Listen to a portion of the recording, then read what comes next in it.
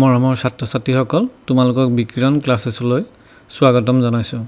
আজি তোমালোকৰ মাজলৈ নতুন গণিতৰ পঞ্চম ভাগৰ প্ৰথম চেপ্টাৰ সংখ্যাৰ প্ৰক্ৰিয়া লৈ আহিছোঁ। এই চেপ্টাৰটোত সংখ্যাৰ দৈনন্দিন জীৱনত ব্যৱহাৰ আৰু ইয়াৰ প্ৰক্ৰিয়া সমযোগ বিয়োগ পূৰণ হৰণ ইয়াৰ ওপৰতে আলোচনা কৰা হৈছে। এতিয়া আমি চেপ্টাৰটো আৰম্ভ কৰোঁ। ইয়াতে এতিয়া এটা শৈক্ষিক ভ্ৰমণৰ অভিজ্ঞতাৰ কথা লিখিছে যে নলবাৰীৰ এখন প্ৰাথমিক বিদ্যালয়ৰ কথা পঞ্চম শ্ৰেণীৰ 20 গৰাকী ছাত্ৰ-ছাত্ৰীয়ে তেওঁলোকে শ্ৰেণী শিক্ষকৰ সৈতে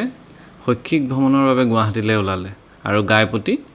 তেওঁলোকে 200 টকাকৈ উঠালে। এটা আমি মন কৰিব লাগিব, গাইপতি তেওঁলোকে 200 টকাকৈ উঠালে আৰু এখন গাড়ীৰে যাত্ৰা আৰম্ভ কৰিলে আৰু তেওঁলোকে গুৱাহাটীৰ বিভিন্ন ঠাই যেনে আঞ্চলিক বিজ্ঞান কেন্দ্ৰ, শংকৰদেৱ কলাক্ষেত্ৰ, তাৰপিছত চিৰিয়াখানা, তাৰকাগৃহ আৰু চানমাৰীত চলি থকা গ্ৰন্থমেলা লৈ গ'ল। আৰু এই অভিজ্ঞতাটোৰ ওপৰত ভিত্তি কৰি আমাক কিছুমান তথ্য দিছে। তথ্যবোৰ এনেকুৱা যে নলবাৰীৰ পৰা আঞ্চলিক বিজ্ঞান কেন্দ্ৰলৈ 79 কিলোমিটাৰ আৰু তেনেদৰে এটা স্থানৰ পৰা আন এটা স্থানলৈ কিমান দূৰ সেইবিলাক তথ্য দিয়া হৈছে, যেনে আঞ্চলিক বিজ্ঞান কেন্দ্ৰৰ পৰা শংকৰদেৱ কলাক্ষেত্ৰলৈ। আৰু এইখিনিৰ ওপৰত ভিত্তি কৰি আমি তিনিটা আমাক প্ৰশ্ন দিছে, প্ৰশ্নকেইটা আমি উত্তৰ কৰিবলৈ চাম। এতিয়া প্ৰথম প্ৰশ্নটো কি দিছে যে নলবাৰীৰ পৰা গুৱাহাটীৰ শংকৰদেৱ কলাক্ষেত্ৰলৈ দূৰত্ব কিমান। এতিয়া নলবাৰীৰ পৰা শংকৰদেৱ কলাক্ষেত্ৰলৈ দূৰত্ব জানিবলৈ হ'লে প্ৰথমতে আমি জানিব লাগিব যে নলবাৰীৰ পৰা আঞ্চলিক বিজ্ঞান কেন্দ্ৰলৈ কিমান দূৰত্ব। এইটো ইয়াত দিয়া আছে 79 কিলোমিটাৰ নলবাৰীৰ পৰা আঞ্চলিক বিজ্ঞান কেন্দ্ৰলৈ, আৰু আঞ্চলিক বিজ্ঞান কেন্দ্ৰৰ পৰা শংকৰদেৱ কলাক্ষেত্ৰলৈ দিয়া আছে 4 কিলোমিটাৰ। এতিয়া যদি আমি দুইটা যোগ কৰি দিওঁ 79 প্লাছ 4 কিলোমিটাৰ, এতিয়া কিমান পাম? 9 4 13 3 1 উকলিল 7 1 8 83 কিলোমিটাৰ। তেতিয়া প্ৰথম প্ৰশ্নটোৰ উত্তৰ হ'ব 83 কিলোমিটাৰ। এতিয়া 2 নম্বৰত কি দিছে? 2 নম্বৰত দিছে যে কলাক্ষেত্ৰৰ পৰা তাৰকাগৃহলৈ মুঠ দূৰত্ব কিমান। এতিয়া কলাক্ষেত্ৰৰ পৰা তাৰকাগৃহলৈ উলিয়াবলৈ হ'লে প্ৰথমতে শংকৰদেৱ কলাক্ষেত্ৰৰ পৰা চানমাৰীলৈ, তাৰপৰা চানমাৰীৰ পৰা তাৰকাগৃহলৈ, এই দুইটা আমি যোগ কৰি দিলে আমি কলাক্ষেত্ৰৰ পৰা তাৰকাগৃহলৈ পাম। এতিয়া কলাক্ষেত্ৰৰ পৰা চানমাৰীলৈ কিমান দেখাইছে? 9 কিলোমিটাৰ, আৰু চানমাৰীৰ পৰা তাৰকাগৃহলৈ দেখাইছে 3 কিলোমিটাৰ। এতিয়া 9 লগত যদি আমি 3 যোগ কৰোঁ তেতিয়া আমি পাম 12। তেতিয়াহ'লে ইয়াৰ উত্তৰ হৈ যাব 12 কিলোমিটাৰ। এতিয়া আমি 3 নম্বৰ প্ৰশ্নটো চাওঁ। 3 নম্বৰ প্ৰশ্নটোত কি দিছে? চানমাৰীৰ পৰা তাৰকাগৃহলৈ হৈ নলবাৰীৰ মুঠ দূৰত্ব কিমান। এতিয়া তাৰ কাৰণে প্ৰথমতে লাগিব চানমাৰীৰ পৰা তাৰকাগৃহলৈ কিমান দূৰ, সেইটো আমি পালোঁ 3 কিলোমিটাৰ, আৰু তাৰকাগৃহৰ পৰা নলবাৰীলৈ 70 কিলোমিটাৰ। তেতিয়াহ'লে কিমান হ'ব? 3 কিলোমিটাৰ আৰু তাৰ লগত যোগ কৰিব লাগিব 70 কিলোমিটাৰ, কিমান হ'ল? 73 কিলোমিটাৰ। ঠিক আছে, এতিয়া আমি নেক্সটখন শ্লাইডত যাওঁ। এইবাৰ ভ্ৰমণৰ লগত জড়িত কিছুমান সমস্যা দিছে আৰু এই সমস্যাবিলাক আমি সমাধান কৰিবলৈ চেষ্টা কৰোঁ। যেনেকৈ প্ৰথমটো কি দিছে? গাইপতি 200 টকাকৈ সংগ্ৰহ কৰিলে 20জন ছাত্ৰ ছাত্ৰীৰ পৰা সংগ্ৰহ কৰা মুঠ ধনৰ পৰিমাণ কিমান হ'ব। সেইটো 200ৰ লগত 20টো আমি পূৰণ কৰি দিব লাগিব। 200 টকাকৈ সংগ্ৰহ কৰিলে 20জন ছাত্ৰ ছাত্ৰীৰ পৰা সংগ্ৰহ কৰা মুঠ ধনৰ পৰিমাণ কিমান হ'ব। গতিকে এজনৰ যদি 200 টকা হয় 20জনৰ 200ৰ লগত 20 পূৰণ কৰিব লাগিব, 200ৰ লগত 20 পূৰণ কৰিব লাগিব। তেতিয়া প্ৰথমতে 0 বহিব, তাৰপৰা 2 কৰিলে 2 0 0 2 0 0 2 2 4। তেতিয়াহ'লে প্ৰথমৰটোৰ উত্তৰ হ'ব 4000 টকা। তাৰপাছত 2 নম্বৰটো, দলটোৱে গাড়ী ভাড়াৰ বাবে 2200 টকা আদায় দিলে, তেন্তে তেওঁলোকৰ মুঠ সংগ্ৰহিত ধনৰ কিমান টকা হাতত থাকিব। এতিয়া দলটোৱে যদি গাড়ী ভাড়াৰ কাৰণে 2200 টকা আদায় দিয়ে,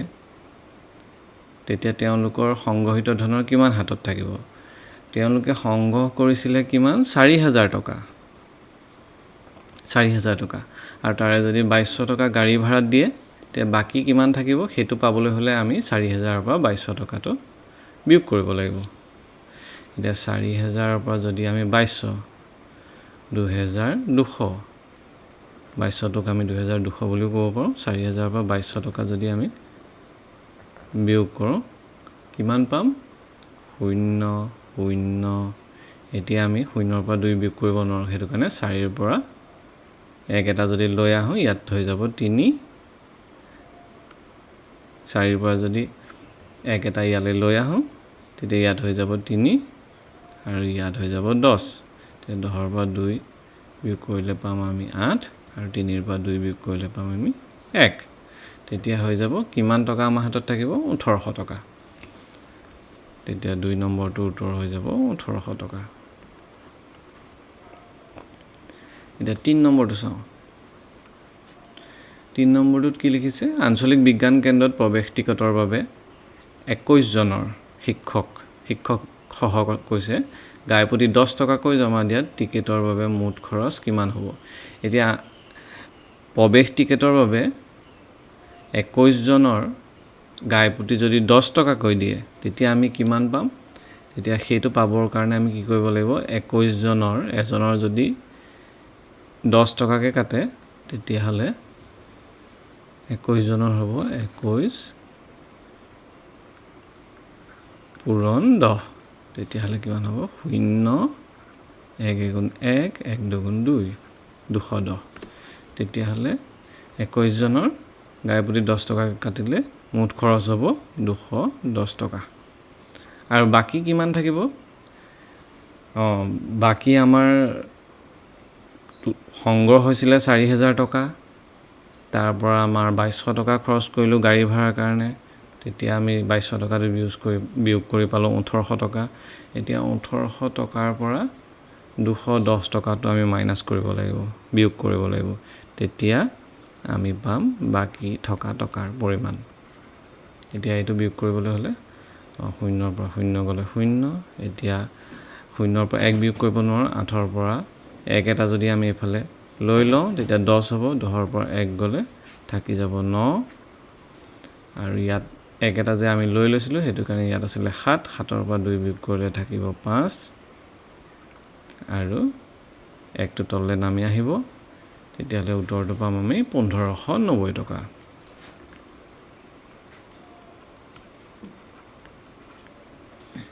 এতিয়া আমি 4 নম্বৰ প্ৰশ্নটো চাওঁ দলটোৱে খোৱাৰ বাবদ গাইপতি 65 টকা খৰচ কৰিলে মুঠ 21 জনৰ কিমান টকা খৰচ হ'ব এতিয়া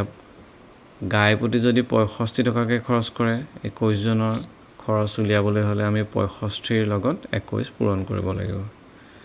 এতিয়া 65 ৰ লগত আমি যদি 21 পূৰণ কৰোঁ তেতিয়া কিমান পাম 1 5 গুণ 5 1 6 গুণ 6 2 5 গুণ 10 ৰ 0 1 উকলিল 2 6 গুণ 12 1 13 5 6 নামি আহিলে 3 নামি আহিলে 1 নামি আহিলে আমি কিমান পালো 1365 টকা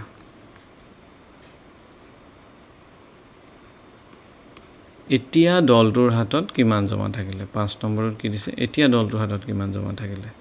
তেতিয়া হলে আমি ইয়াত পাইছিলো 1590 টকা আৰু 1590 ৰ পৰা আমি কিমান বিয়োগ কৰিব লাগিব 1365 তেতিয়া হলে আমি হেতু কৰোঁ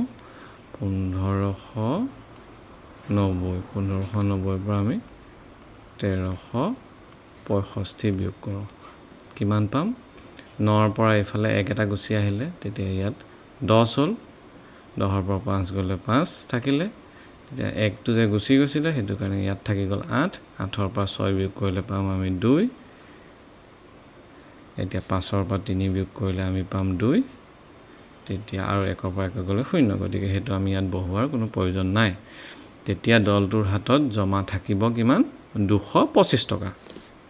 তেতিয়া এটো আমি ইয়াত লিখি দিও 225 টকা এতিয়া 6 নম্বৰ কোৱেশ্চনটো 6 নম্বৰটোত কি দিছে কিতাপ কিনিবৰ বাবে ৰন্টুৰ দেউতাকে 450 টকা দি পঠিয়াইছিলে ৰন্টুৰ দেউতাকে কিতাপ কিনিবৰ বাবে কিমান দিছিলে 450 টকা আৰু সি গ্ৰন্থমেলাৰ পৰা তলত উল্লেখিত কিতাপ কিনিলে কি কিনিলে এখন বুঢ়িয়াই সাধু বুঢ়িয়াই সাধুখনত কিমান দাম ৬৬ টকা, ইছপৰ সাধুত ৪৫ টকা, স্পকেন ইংলিছত ৮২ টকা আৰু ৰং কিনিব পৰা কিতাপখনৰ 5খনৰ মুঠ মূল্য ১২৫ টকা। এতিয়া গ্ৰন্থমেলাত ৰন্টুৱে মুঠ কিমান টকাৰ কিতাপ কিনিলে আৰু ৰন্টুৰ হাতত কিমান টকা জমা থাকিলে? এতিয়া কিমান টকাৰ কিতাপ কিনিলে সেইটো আমি প্ৰথমতে উলিয়াই লওঁ। এতিয়া বুঢ়ী আইৰ সাধুত দিয়া আছে ৬৬ টকা, বুঢ়ী আইৰ সাধুত দিয়া আছে ৬৬ টকা, ইছপৰ সাধুত দিয়া আছে ৪৫ টকা, ইছপৰ সাধুত দিয়া আছে ৪৫ টকা, স্পকেন ইংলিছত দিয়া আছে ৮২ টকা, ৮২ টকাটো আমি এনেকৈ লিখি ল'ম এফালে। ৰং কৰিব পৰা কিতাপ 5খনৰ মুঠ মূল্য দিয়া আছে ১২৫ টকা, ১২৫ টকা। তেতিয়াহ'লে এইকেইটা যদি আমি যোগ কৰোঁ তেতিয়া কিমান খৰচ কৰিলে সেইটো আমি গম পাম। ৬ পাঁচে ১১ৰ ১, ৬ পাঁচে ১১, ১১ দুয়ে ১৩, ১৩ পাঁচে ১৮ৰ ৮, ১ উকলিলে, ৬ চাৰিয়ে ১০, ১০ ৮ ১৮, ১৮ দুয়ে ২০, ২০ ১ ২১ৰ ১, ২ উকলিলে, ২ ১ ৩। তেতিয়া আমি কিমান পালোঁ? ৩১৮ টকা। এতিয়া ৰন্টুৰ দেউতাকে দি পঠাইছিলে কিমান? আমি ইয়াত কি পালোঁ? ৰন্টুৰ দেউতাকে কিমান দি পঠাইছিলে? ৪৫০ টকা। আৰু ৰন্টুৱে কিমান খৰচ কৰিলে? ৩১৮ টকা। এতিয়া ৰন্টুৰ হাতত কিমান টকা জমা থাকিলে সেইটোৰ কাৰণে আমি কি কৰিব লাগিব? ৪৫০ৰ পৰা ৩১৮টো বিয়োগ কৰিব লাগিব। এতিয়া ৪৫০ৰ পৰা যদি আমি ৩১৮টো আমি বিয়োগ কৰোঁ কিমান পাম? ০ৰ পৰা ৮ বিয়োগ নহয়, গতিকে ১ এটা যদি এফালে যায় ১০ৰ পৰা ৮ গ'লে ২ থাকিব, ১টো গুচি যোৱাৰ কাৰণে ইয়াত ৪ থাকিলে, ৪ৰ পৰা ১ গ'লে ৩ হ'ব, তাৰপাছত ৪ৰ পৰা ৩ গ'লে ১ থাকিব। তেতিয়াহ'লে উত্তৰটো কিমান হ'ব? ৰন্টুৰ হাতত কিমান টকা জমা থাকিলে? সেইটো হৈ যাব ১৩২ টকা। এতিয়া তোমালোকক দিছে যে তলৰ তথ্যখিনি পঢ়া আৰু বাক্যত থকা সংখ্যাবোৰ আখৰে প্ৰকাশ কৰা। ইয়াতে এতিয়া কিছুমান তোমালোকক বাক্য দিয়া আছে আৰু বাক্যত থকা যোনবিলাক সংখ্যা আছে সংখ্যাবিলাকক আখৰেৰে প্ৰকাশ কৰিবলৈ দিছে। এতিয়া পৃথিৱীৰ বৃহত্তম নদীদ্বীপ মাজুলীৰ কালি ৩৫২ বৰ্গ কিলোমিটাৰ। এতিয়া ৩৫২টো আখৰে প্ৰকাশ কৰিবলৈ দিছে। তেতিয়া তোমালোকে ৩৫২ আখৰে প্ৰকাশ কৰিব লাগিব।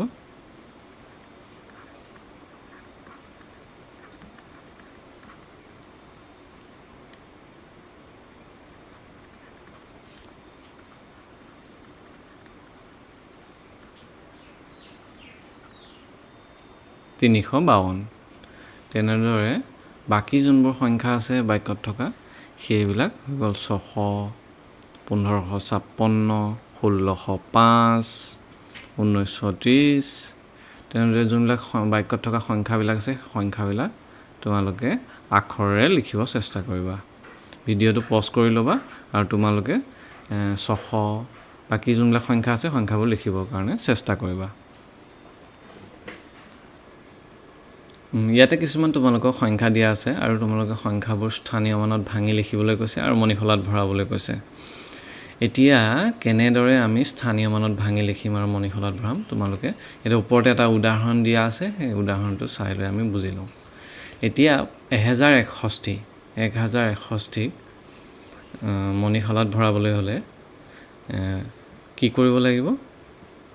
যে প্ৰথমতে তোমালোকে চাব লাগিব যে সোঁফালৰ যোনটো সেইফালে হ'ব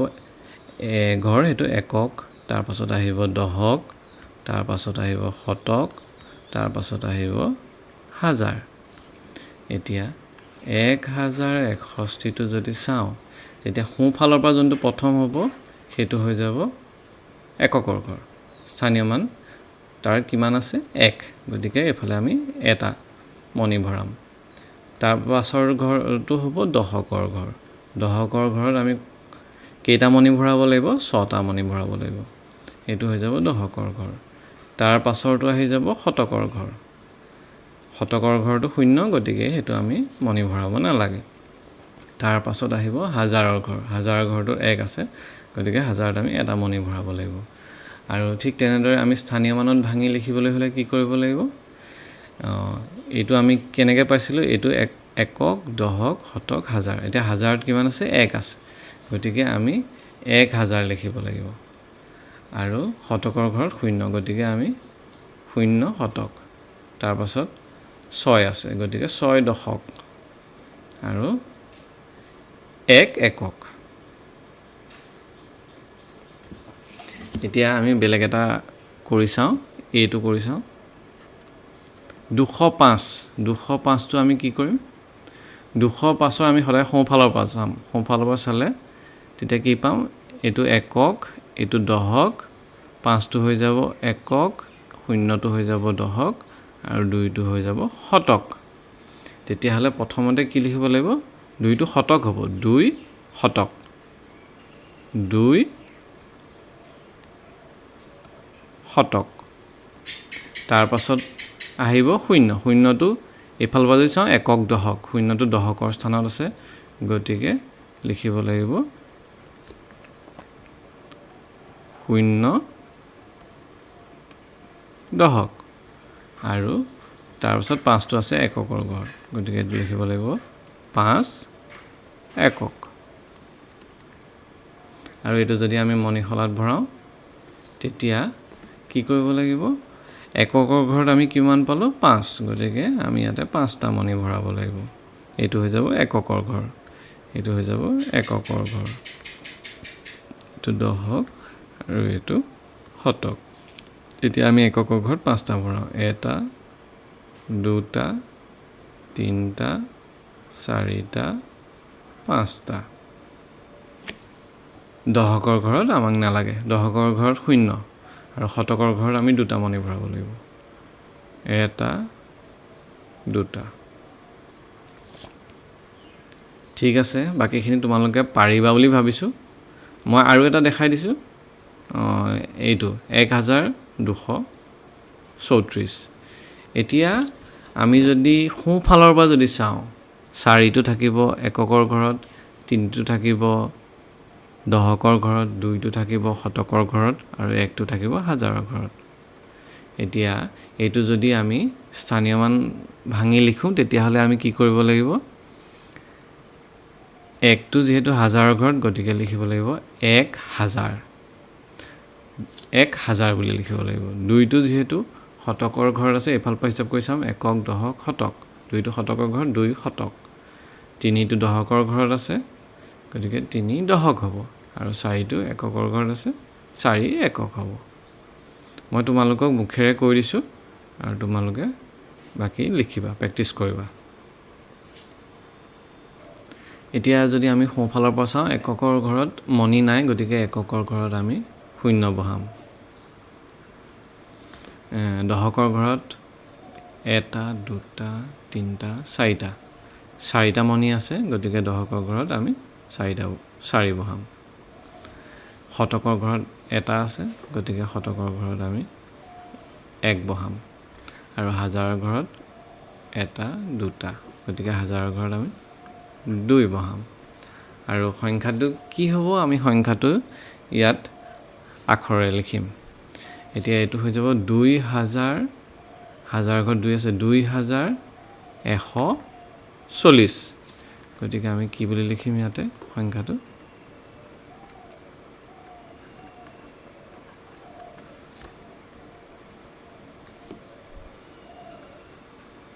2000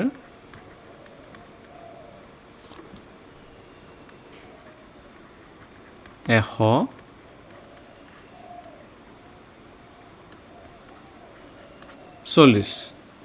ঠিক তেনেদৰে বাকিবিলাক তোমালোকে চাই কৰিবা আৰু এটা মই মুখেৰে কৈ দিছো এতিয়া 2 নম্বৰটো যদি চাওঁ আমি 2 নম্বৰটোত আমি কি পাম সোঁফালৰ পৰা যদি চাওঁ এককৰ ঘৰত 2টা মণি আছে গতিকে আমি এককৰ ঘৰত 2 লিখিব লাগিব দহকৰ ঘৰত মণি নাই গতিকে দহকৰ ঘৰত 0 লিখিব লাগিব শতকৰ ঘৰত 3টা মণি আছে, গতিকে আমি শতকৰ ঘৰত 3 লিখিব লাগিব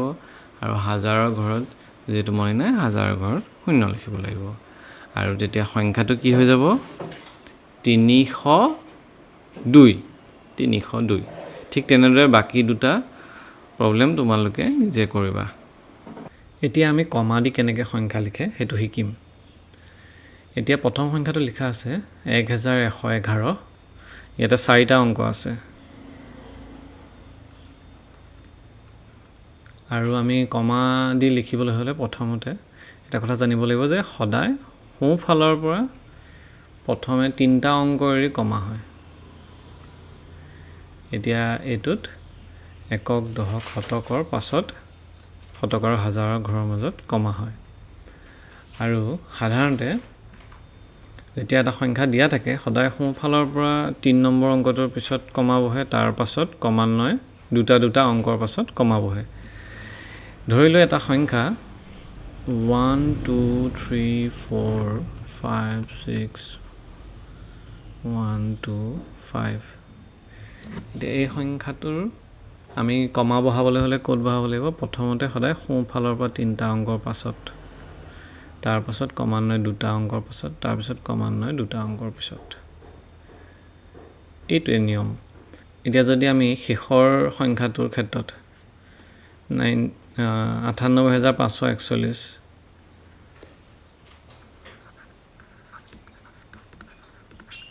ইয়াতে কমা বহাবলৈ হ'লে আমি ক'ত বহাব লাগিব? সোঁ ফালৰ পৰা সদায় 3 নম্বৰ অংকটোৰ পিছত।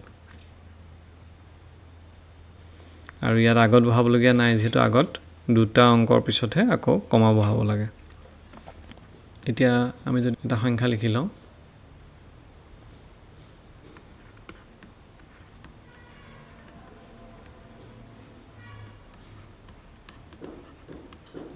তেতিয়াহ'লে আমি কমা ক'ত বহাম?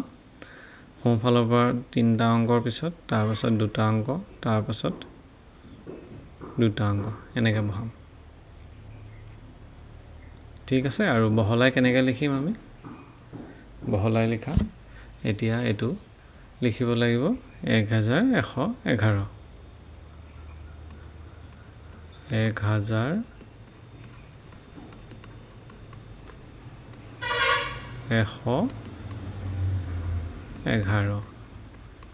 ঠিক তেনেদৰে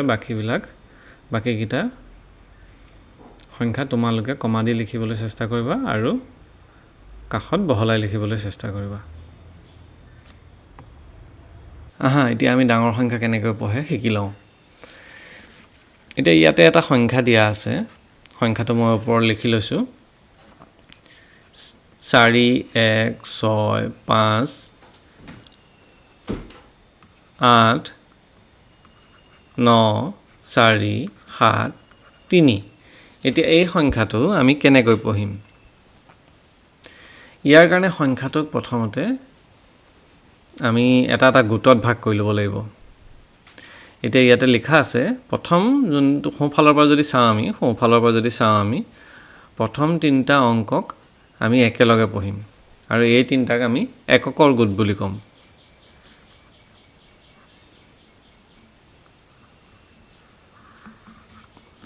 ইয়াৰ পাছৰ 2টা অংকক আমি হাজাৰৰ গোট বুলি ক'ম আৰু তাৰ পাছত হাজাৰৰ গোটৰ পাছৰ অংক 2টাক আমি লাখৰ গোট বুলি ক'ম আৰু তাৰ পাছৰখিনিক আমি কোটিৰ গোট বুলি ক'ম। এতিয়া এই সংখ্যাটোকে আমি তলত এনেকৈ লিখা আছে। এতিয়া ইয়াৰে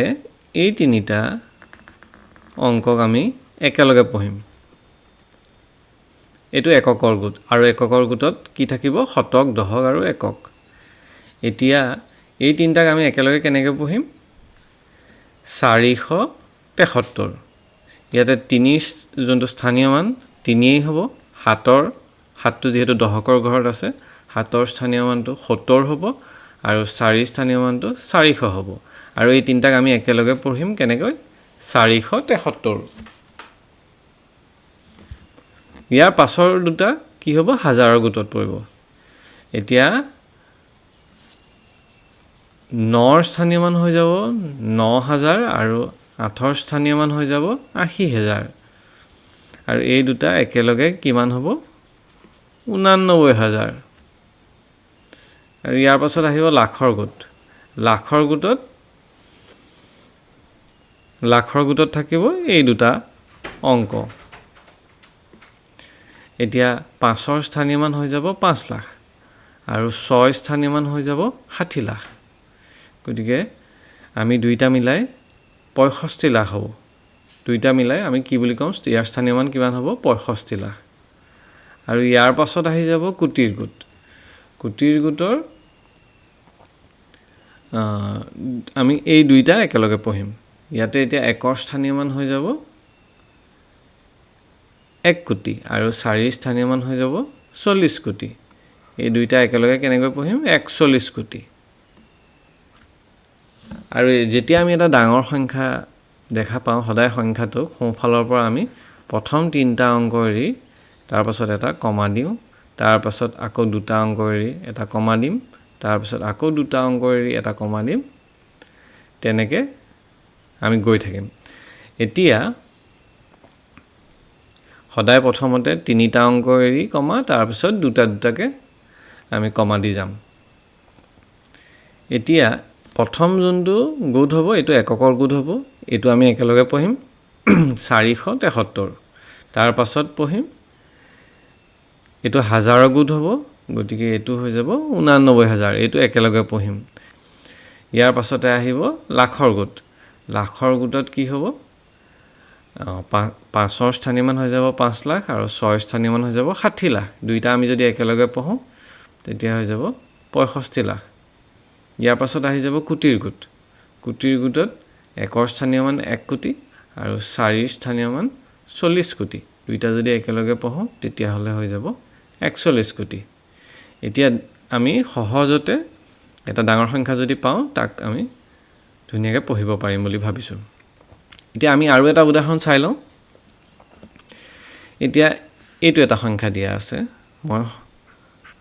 যোনটো সংখ্যাটোক মই বিভিন্ন ঘৰত ভৰাই দিছোঁ একক দশক শতক হাজাৰ এনেকৈ ভৰাই দিছোঁ এতিয়া ইয়াতে আমি এককৰ গোট কোনটো হ'ব সোঁফালৰ পৰা প্ৰথম ৩টা অংক এই ৩টা অংকক আমি একেলগে কেনেকৈ পঢ়িম এইটোক পঢ়িব লাগিব ১৪০ এই ৩টা অংকক আমি একেলগে কেনেকৈ পঢ়িম ১৪০ ইয়াৰ পাছত আহিব এই হাজাৰৰ গোটত আমাৰ দুটা অংক থাকিব ইয়াতে আছে ০ আৰু ৯ এতিয়া গতিকে আমি যিহেতু ১০,০০০ৰ ঘৰত নাই অকল ১,০০০ৰ ঘৰত আছে গতিকে এইটো হৈ যাব ৯,০০০ যদি এনেদৰে পাঁচটা অংক থাকে এইটো হ'ব ৯,১৪০ ইয়াৰ পাছত আমি আকৌ কমা দিম এতিয়া আহিলে লাখৰ গোটত দুটা অংক আছে ৩ আৰু ২ এতিয়া ২টোৱে ২ লাখ বুজাব আৰু ৩টোৱে ৩০ লাখ বুজাব যিহেতু ৩টো ১০ লাখৰ ঘৰত আছে গতিকে এই দুইটাক আমি একেলগে কেনেকৈ পঢ়িম ৩২ লাখ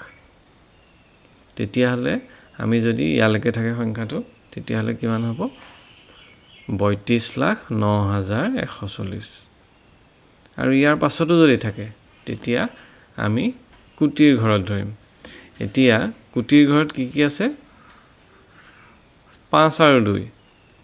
এটা কমা দি লওঁ ৫ আৰু ২ এতিয়া ২টোৱে ২ কোটি বুজাব আৰু ৫টোৱে ৫০ কোটি বুজাব আৰু দুইটা যদি একেলগ কৰোঁ তেতিয়া কি হ'ব ৫২ কোটি ৩২,০৯,১৪০ ৫২ কোটি ৩২,০৯,১৪০ যেতিয়া আমি এটা ডাঙৰ সংখ্যা দেখা পাম তেতিয়া প্ৰথমতে আমি কি কৰিব লাগিব তেতিয়া সোঁফালৰ পৰা চাই প্ৰথম ৩টা অংকক আমি কি কৰিম এককৰ গোটত ধৰিম তাৰ পাছত নেক্সট দুটা অংকক আমি হাজাৰৰ গোটত ধৰিম তাৰ পাছত নেক্সট দুটা অংকক আমি লাখৰ গোটত ধৰিম তাৰ পাছত নেক্সট দুটা অংকক আমি কোটিৰ গোটত ধৰিম আৰু আমি কমা দি যোৱাৰ পাছত আমি তাক সহজে পঢ়িব পাৰিম এতিয়া এইটো এতিয়া আমি আৰু এটা উদাহৰণ চাই লওঁ এতিয়া তলৰ যোনটো সংখ্যা দিয়া আছে সেই সংখ্যাটো আমি পঢ়িবলৈ চেষ্টা কৰোঁ এতিয়া সংখ্যাটো মই লিখি লৈছোঁ তলত 3 5 4 8 0 0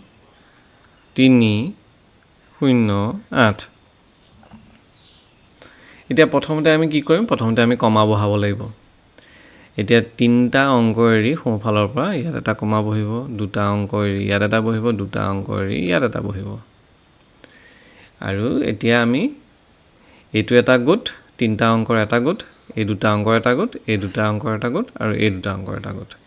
এতিয়া প্ৰথম তিনিটাক আমি একেলগে পঢ়িম 308 এইটো হৈ যাব এককৰ গোট এইটো হাজাৰৰ গোট এইটো লাখৰ গোট আৰু এইটো কোটিৰ গোট গতিকে কোটিৰ গোটত কি আছে 35 কোটি কোটিৰ গোটত কি আছে 35 কোটি লাখৰ গোটত কি আছে লাখৰ ঘৰত কি আছে 48 লাখ আৰু হাজাৰৰ ঘৰত নাই গতিকে হাজাৰটো আমাৰ ক'বলগীয়া নাই তাৰ পাছত এককৰ গোটত কি আছে 308 গতিকে আমি ইয়াক কেনেদৰে পঢ়িম 35 কোটি 48 লাখ 308 35 কোটি 48 লাখ 308 আশা কৰোঁ তোমালোকে কেনেদৰে ডাঙৰ সংখ্যা পঢ়িব লাগে সেইটো বুজি পাইছা আৰু তোমালোকে নিজে চেষ্টা কৰিবা এতিয়া আমি যোগ অংক কেইটামান কৰি লওঁ তোমালোকে আগৰ ক্লাছতো যোগ অংক কৰিছা হ'লেও আকৌ আমি কেইটামান কৰি চাওঁ যিহেতু তোমালোকৰ পাঠ্যপুথিত দিয়া আছে এতিয়া কেনেকৈ কৰিম 8 8 16 6 1 উকলিল 6 5 11 1 12 2 আকৌ 1 উকলিল 5 6 11 11 1 12 তাৰপিছত আকৌ এইটো অংক যদি চাওঁ 5 4 9 8 3 11 1 1 উকলিল 5 2 7 1 8 তাৰপাছত 8 8819 তলৰ অংকটো চাওঁ 3 2 5 1 1 2 4 1 5 5 2 7 তাৰপাছত আহি গ'ল 5 57525 তাৰপাছত এইটো অংক কৰোঁ 4 1 5 2 1 3 5 2 7 8 5 13 3 1 উকলিল 9 6 15 1 16 তেতিয়াহ'লে এইটো কিমান হ'ব 1,63,735 আমি কেনেকৈ ডাঙৰ সংখ্যা পঢ়ে সেইটো ইয়াৰ আগৰ স্লাইডটোত মই তোমালোকক শিকাইছিলোঁ এতিয়া ইয়াতে আছে 1 6 3 7 3 5 তেতিয়া এইটো আমি কেনেকৈ পঢ়িম বুলি কৈছিলোঁ তিনটা অংকৰ পাছত এটা কমা তাৰপৰা দুটা অংক এৰি কমা গতিকে এইটো হৈ যাব লাখৰ এইটো হাজাৰৰ আৰু এইটো এককৰ গতিকে 1,63,735 ওকে তোমালোকে যোগৰ নেওতা মনত ৰাখিবলৈ চেষ্টা কৰিবা তোমালোকে প্ৰেক্টিছ কৰিবা ডাঙৰ ডাঙৰ সংখ্যা ল'বা আৰু যোগ কৰিবলৈ চেষ্টা কৰিবা তেতিয়া ভৱিষ্যতেও তোমালোকৰ অংক কৰাত তোমালোকৰ সহায় হ'ব এতিয়া আমি ইয়াৰ পাছত কি আছে চাওঁ বিয়োগ অংক এতিয়া আমি বিয়োগ অংক কেনেকৈ কৰিম আগৰ ক্লাছত তোমালোকে বিয়োগ অংক কৰি আহিছা তোমালোকে জানা বুলি মই নিশ্চয় ভাবিছোঁ তোমালোকে এতিয়া আহিলে বিয়োগ অংক এতিয়া বিয়োগ অংক কেনেকৈ কৰিম এতিয়া এইটো প্ৰথম সংখ্যাটো এতিয়া যদি চাওঁ আমি যে 1 পৰা 4 বিয়োগ কৰিব নোৱাৰি গতিকে আমি 2 পৰা 1 এটা ধাৰ ল'ব লাগিব গতিকে এইটো হৈ যাব 11 তে 11 পৰা 4 গ'লে থাকিল 7 তে যিহেতু ইয়াৰ পৰা 1 এটা লৈ অহা হৈছিলে গতিকে ইয়াতো 1 থাকিব গতিকে 1 ৰ পৰা 1 গ'লে কিমান হ'ব 0 এতিয়া ইয়াৰ আছে 5 5 ৰ পৰা 2 গ'লে থাকিল 3 আৰু এইটো হৈ গ'ল 9 গতিকে 9307 ইয়াৰ পাছত এইটো অংক চাওঁ এতিয়া 0 ৰ পৰা 1 বিয়োগ নহয় গতিকে 7 ৰ পৰা আমি 1 এটা ধাৰলৈ ল'লোঁ গতিকে ইয়াত থাকি যাব 6 ইয়াত হৈ গ'ল 1 গতিকে 10 10 ৰ পৰা 1 গ'লে থাকিল 9 ইয়াত 6 আছিলে যেহেতু ইয়াৰ পৰা 1 এটা ধাৰলৈ লৈ লোৱা হৈছিলে 6 ৰ পৰা 5 গ'লে থাকিল 1 এতিয়া 8 ৰ পৰা 3 গ'লে থাকিল 5 4 ৰ পৰা 2 গ'লে 2 থাকিব আৰু ইয়াত হৈ যাব 5 5টো তললৈ নামি আহিব এতিয়া কিমান ওলালে উত্তৰটো 52519 52519 এতিয়া আমি এইটো অংক কৰোঁ হা এতিয়া 0 ৰ পৰা 1 বিয়োগ নহয় গতিকে ইয়াৰ পৰা 1 এটা ধাৰলৈ ল'লোঁ গতিকে ইয়াত 10 হৈ গ'ল 10 ৰ পৰা আৰু ইয়াত 1 থাকিব গতিকে 10 ৰ পৰা 1 বিয়োগ কৰিলে আমি পাম 9 ইয়াত যেহেতু 1 থাকিলে 1 ৰ পৰা 1 গ'ল থাকিল 0 তে 4 ৰ পৰা 0 বিয়োগ কৰিলে 4 থাকিব তাৰপৰা 0 ৰ পৰা যেহেতু 5 বিয়োগ নহয় ইয়াৰ পৰা আমি 1 এটা লৈ ল'লোঁ গতিকে ইয়াত থাকিব 4 আৰু ইয়াত থাকিব 10 10 ৰ পৰা 5 গ'লে থাকিল 5 আৰু এইটো 4টো তললৈ নামি আহিব গতিকে হৈ যাব 45409 এতিয়া আমি যদি দুটা আৰু অংক আছে মই শেষৰটো কৰি দিছোঁ তোমালোকে এইটো কৰিবা গতিকে 6 পৰা 2 বিয়োগ কৰিলে থাকিল 6 পৰা 2 বিয়োগ কৰিলে থাকিল 4 আৰু 3 ৰ পৰা 5 বিয়োগ নহয় গতিকে আমি 5 ৰ পৰা 1 এটা ধাৰলৈ ল'ব লাগিব ইয়াত হৈ যাব 13 ইয়াত এইটো 4 হৈ যাব 13 ৰ পৰা 5 গ'লে থাকিল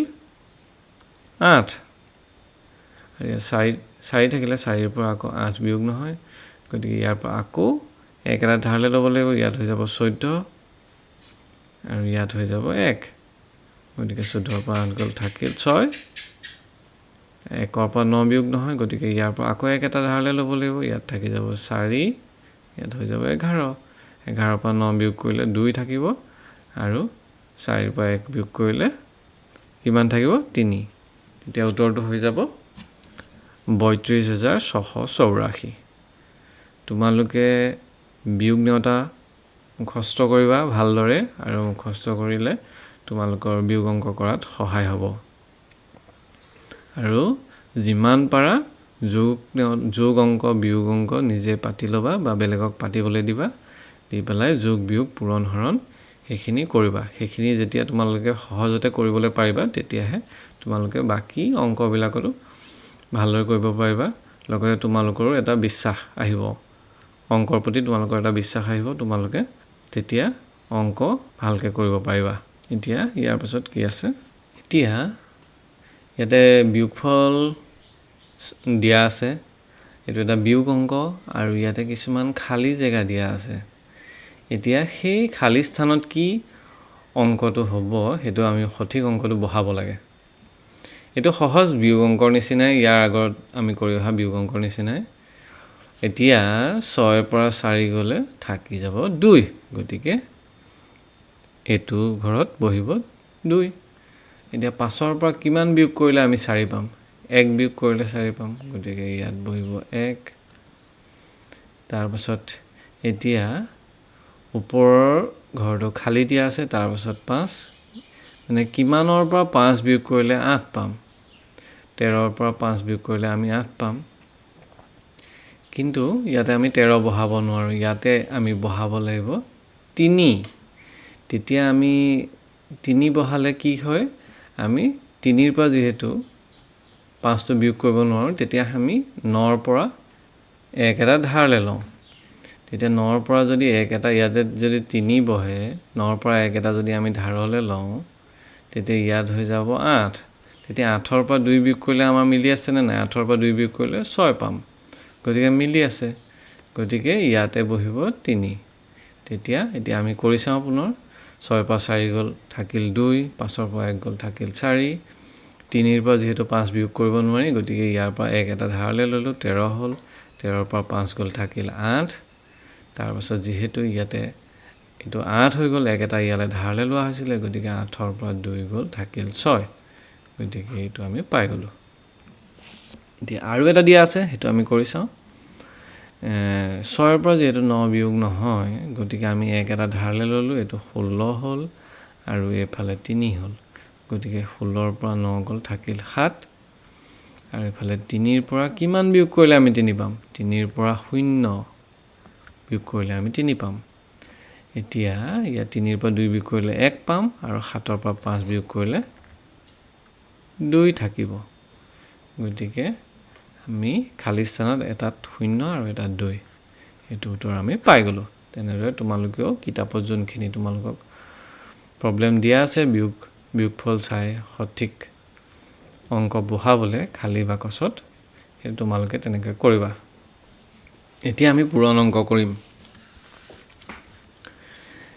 তোমালোকে আগৰ ক্লাছতো কৰিছাই তথাপিও আমি আকৌ এতিয়া দুখৰীয়া পূৰণো ইয়াতে দুটা দিয়া আছে আমি এতিয়া কেনেকৈ কৰিম 9 6 গুণ 54 4 5 উকলিলে 9 4 গুণ 36 36 এ 5 41 1 4 উকলিলে 9 3 গুণ 27 27 4 31 1 3 উকলিলে 9 7 গুণ 63 63 3 66 এতিয়া সদায় তোমালোকে কি কৰিব লাগিব প্ৰথমে এটো সংখ্যা পূৰণ কৰিব লাগিব তাৰপৰা এনেকে কৰি যাব লাগিব এতিয়া আমি দুটা অংক থকা এটা পূৰণ কৰি চাওঁ 9 3 গুণ 27 7 2 উকলিলে 9 5 গুণ 45 45 2 47 7 4 উকলিলে 9 4 গুণ 36 36 4 কিমান হ'ব 40 40 0 4 উকলিলে 9 2 গুণ 18 18 4 22 এতিয়া 9 পূৰণ কৰি আমি এনেকা পাতিলো এতিয়া 1 পূৰণ কৰিম 1 পূৰণ কৰিলে আমি সদায় সেই সংখ্যাটোৱে পাম গতিকে 3 গুণ 3 হেতু আমি 1 পোনে পোনে পাতিব লাগিব 5 গুণ 5 4 গুণ 4 আৰু 2 গুণ 2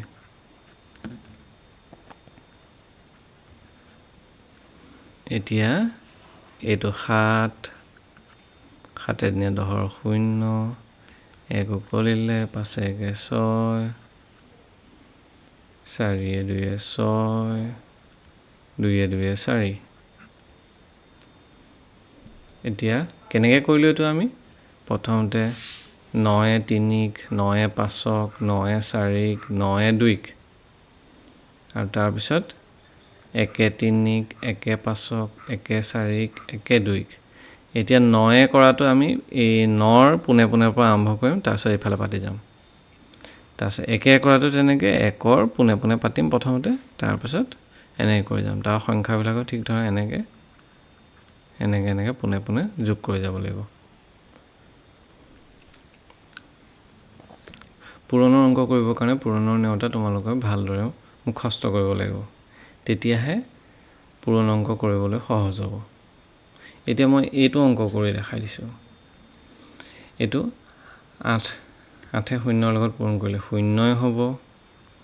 8 5 গুণ 40 0 4 উকলিলে 8 গুণ 8 8 4 12 2 1 উকলিলে 1 উকলিলে 8 5 40 40 1 41 তাৰপিছত 2 ৰে কৰিম 2 0 0 2 5 10 0 1 উকলিলে 2 গুণ 2 1 3 2 5 গুণ 10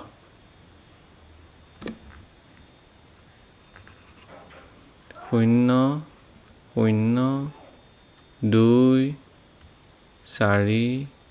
4 1 এতিয়া এইটো কেনেকৈ কৰিলোঁ এইটো ঠিক একেই 8ৰে প্ৰথম শূন্যক পূৰণ কৰিলোঁ 8 শূন্যক 8 5ক 8 1ক 8 5ক তাৰপৰা 2য়ে কৰিব লাগিব 2 শূন্যক 2 5ক 2 1ক 2 5ক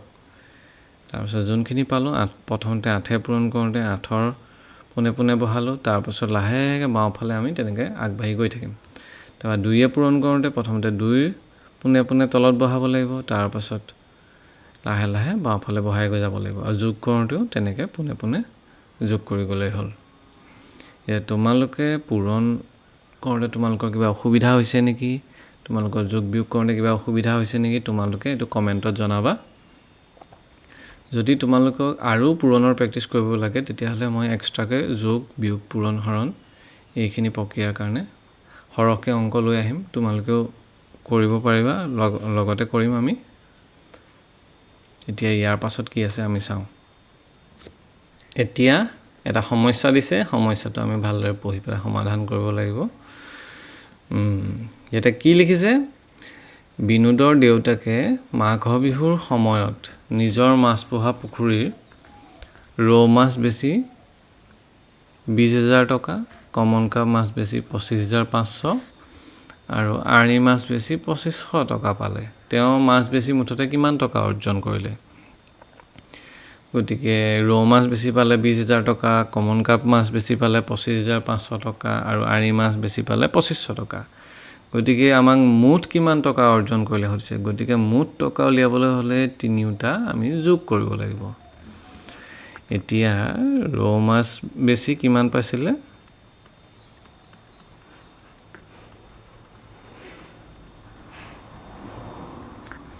ৰৌ মাছ বেছি পালে 20,000 টকা 20,000 টকা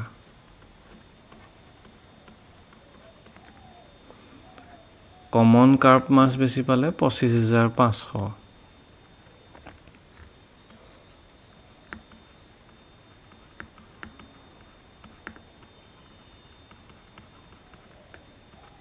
কমন কাৰ্প মাছ বেছি কিমান পালে 25,500 টকা তাৰপিছত আৰি মাছ বেছি কিমান পালে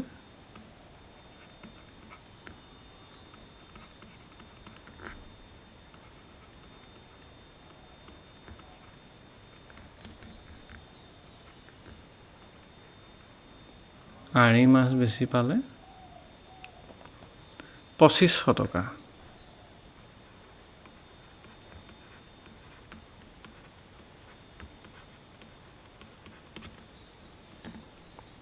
তেতিয়াহ'লে মুঠ টকা কিমান হ'ব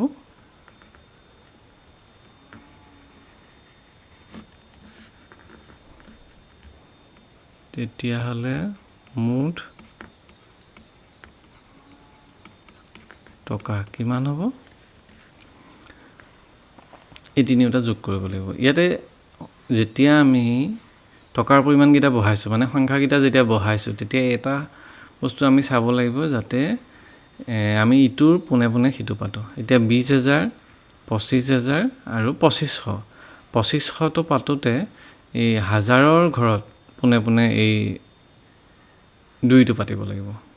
এইটো যদি আমি এইফালে পাতি দিওঁ তেতিয়াহ'লে আমাৰ ভুল হ'ব সোঁফালে আমাৰ গোটেইকেইটা মিলি থাকিব লাগিব এতিয়া আমি তিনিটা যোগ কৰোঁ এই শূন্য আছে গতিকে এইটো শূন্য হ'ব এই তিনিটা শূন্য আছে গতিকে এইটো শূন্য হ'ব তাৰপিছত পাছে পাছে 10 10ৰ শূন্য 1 উকলিলে পাছে 2 7 7 1 8 আৰু তাৰপাছত আহিলে 2 2 4 গতিকে মুঠ টকা কিমান হ'ব 48,000 টকা 48,000 টকা ঠিক আছে তোমালোকে এনেকুৱা সমস্যা আহিলে পাৰিবা বুলি ভাবিছোঁ এইটো একেবাৰে সহজে আছিলে ইয়াৰ পাছত কি আছে আমি চাওঁ এজন খেতিয়কে তেওঁ পথাৰৰ পৰা ধান বেছি 35,000 টকা সৰিয়হ বেছি 12,500 টকা আৰু শাক পাচলি বেছি 4200 টকা পালে তেওঁ মুঠতে কিমান টকা অৰ্জন কৰিলে এটো ঠিক যোগেই হ'ব তিনিটা বস্তু দিয়া আছে আৰু সেই তিনিটাৰ মুঠ কিমান টকা অৰ্জন কৰিলে হেতু খুদিছে এটো তোমালোকে কৰিবা আৰু উত্তৰটো কমেন্টত লিখি দিবা ঠিক আছে ইয়াৰ পাছত আমি কি আছে চাওঁ এখন মণ্ডল পৰ্যায়ৰ ক্ৰীড়া সমাৰোহত 8খন বিদ্যালয়ৰ পৰা মুঠ 400 জন ছাত্ৰ-ছাত্ৰীয়ে যোগদান কৰিছিল প্ৰতিখন বিদ্যালয়ৰ পৰা সমান সংখ্যক অংশগ্ৰহণকাৰীয়ে যোগদান কৰিলে প্ৰতিখন বিদ্যালয়ৰ যোগদানকাৰী ছাত্ৰ-ছাত্ৰীৰ সংখ্যা কিমান আছিল এতিয়া ক্ৰীড়া সমাৰোহত 8খন বিদ্যালয়ৰ পৰা যোগদান কৰিছিল মুঠ ছাত্ৰ-ছাত্ৰী আছিল 400